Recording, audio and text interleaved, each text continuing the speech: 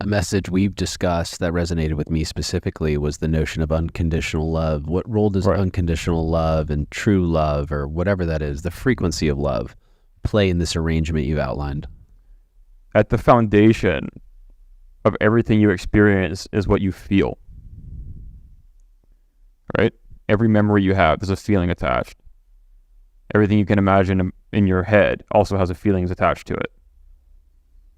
So this feeling forms the base resonance of your experience of your life. Now, what if you believe that life is bad? Where's that feeling going to go? Down. How far down? You decide. Whatever your definition of bad is, that's where the feeling goes. And from there, you have drawn your reality into something that is less in your own mind. Through your imagination, you've done it. And there is a way out of that.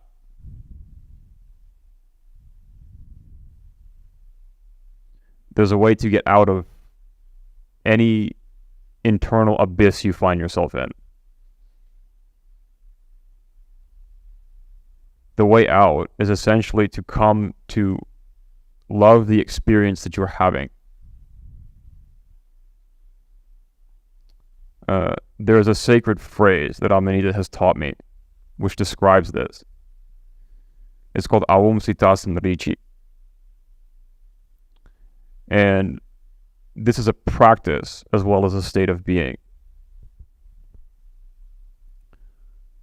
Essentially what it means is to rejoice in the glory of existence. It's to love to exist unconditionally.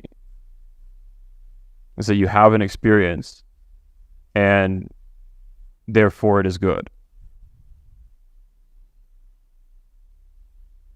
This is the foundation of what each human being should strive for. It's truly what drives the outcome of the course of your life. So if you can maintain this feeling, just the way you feel about things, doesn't mean you do something. Okay, that doesn't mean we're all selfless and have to give all our things away. No, you have to love yourself too. What I'm talking about is a state of feeling. And the way you engage with your external circumstances comes from that feeling. This is you are well, you feel love, and you share that through your actions and your beliefs and your thoughts and your words.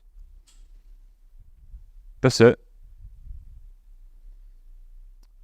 And the reason that this is important is because if you don't do this, you start to create hell.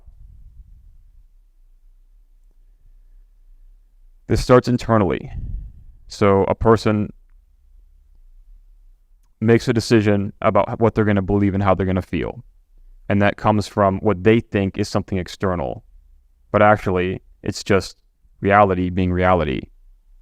You are part of everything else. Nothing external. So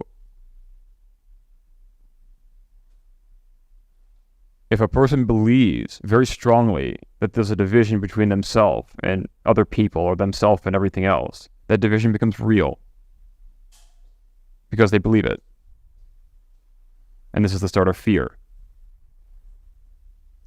And as a person slips more deeply into fear, which is a type of vibration you can feel, it's an unstable one. So I talk a lot about stability and instability. This is the fundamental difference. Stability is love. Instability is fear.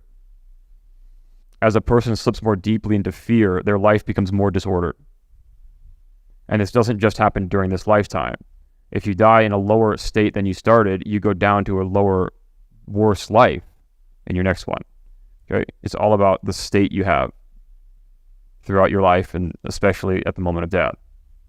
The state has to be taken care of because that is the source of your future and your present. And so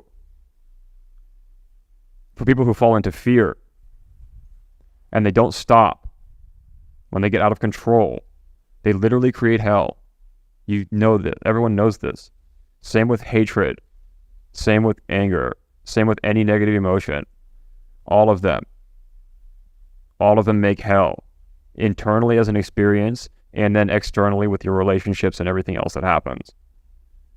And what I'm telling you is that as a person de-evolves into fear, their consciousness is actually being crushed. It's like a kind of grinder that as they slip more into the abyss, and parts of themselves become detached from themselves over the very long time cycles. I'm talking about many lifetimes. It can be thousands or millions. And then eventually they stop incarnating, and they go into a lower dimension where they can never come back.